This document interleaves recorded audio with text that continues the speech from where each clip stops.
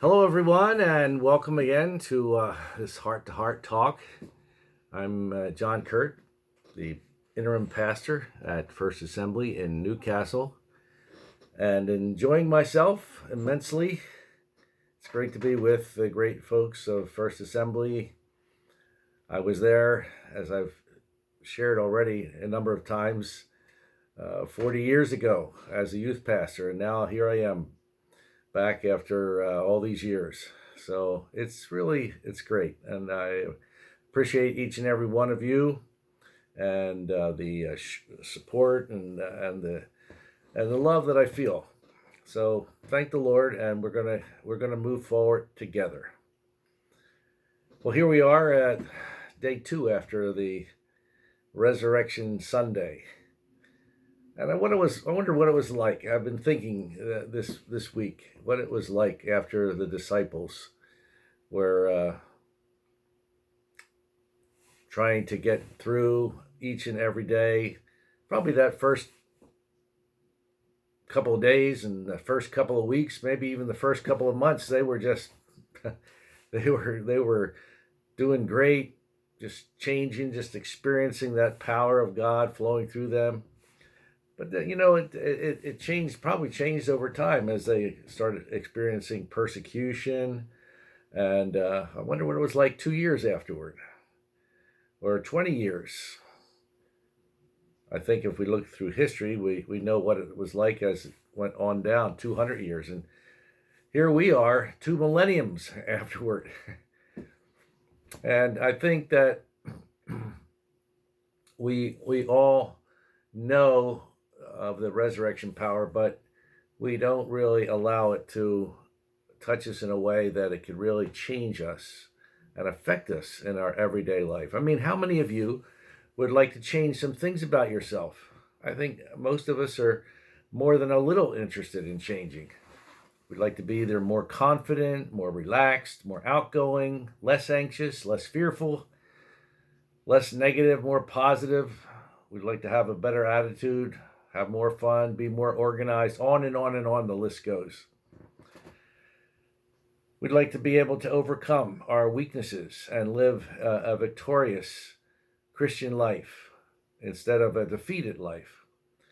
And so many people have said to me over the years that I want to change, but I don't have the power, or I don't know how. And I've said that sometimes, and probably you have said that as well.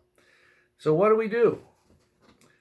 Well, we go to seminars, we watch infomercials, we buy books and tapes, and we get inspired, and it all lasts for about 2 or 3 weeks, and then we're right back in the same cycle.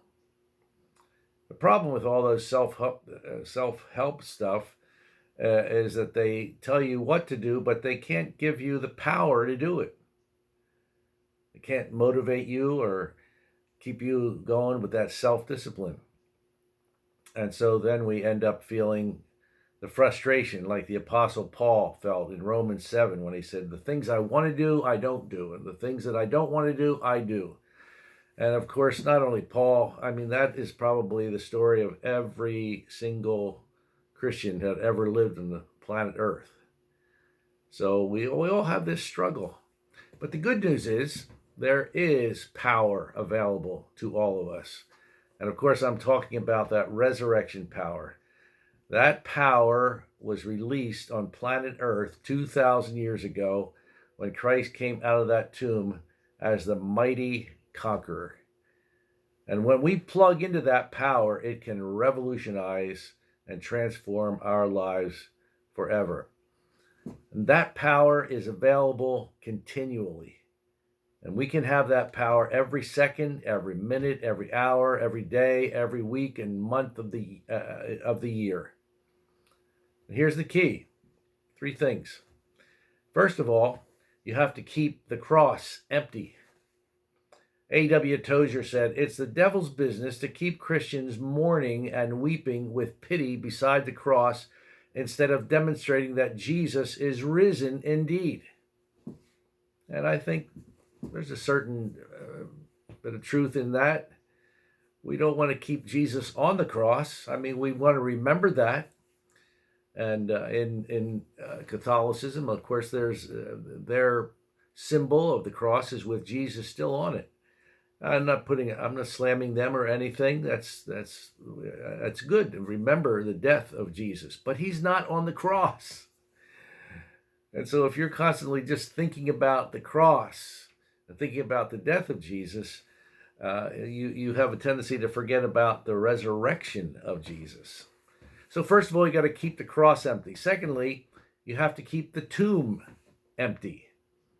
I remember one year when we used to do these big Easter productions at the church where I pastored last, and I mean they had a huge stage transformed into Jerusalem, and they had a cast of about 100 people. And I remember this one year when they put Jesus into the tomb. It was a little child that was a part of the scene. They had children in these productions as well. And this little child said, "Bye bye, Jesus," and everybody just cracked up in the whole congregation. "Bye bye, Jesus." And a lot of people seem to do that after Easter. We kind of put Jesus away and the power that he has available to us, and we tuck him away with maybe the decorations and all of that stuff, and we put him back in the tomb, and we say, "Bye bye, Jesus, until next year." But the stone was rolled away from the tomb, and Jesus Christ was raised from the dead, and his resurrection power is real and is still real today. And so we need to keep the tomb empty. In one church, they were showing a cartoon video of the crucifixion and resurrection to kindergarten children. And when Jesus was buried, on the little boy who knew the story pretty well turned to his buddy and said, "He's dead now, but he'll be back." And he did come back.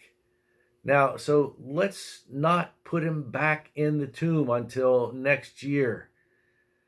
So that's the second thing. Keep the cross empty, keep the tomb empty, but you have to keep yourself filled with that resurrection power. We need to stop being AC Christians. That's alternating current, off and on. And instead become DC Christians. That is direct current, continuous flow of his power in and through our lives. You got to keep plugged into Jesus. He's the source of resurrection power.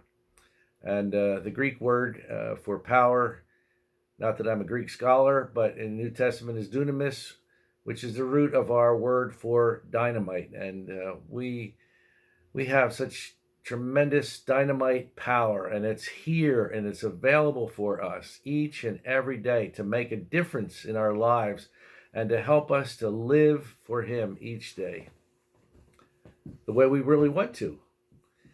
And so I just hope that this little devotional today, post-resurrection, will be a blessing to you. And I hope and pray that in the week ahead that you'll think about these things and remember to keep the cross empty, keep the tomb empty, but keep yourself filled with his resurrection power. It will make a difference. So God bless you. See you tomorrow, Lord willing.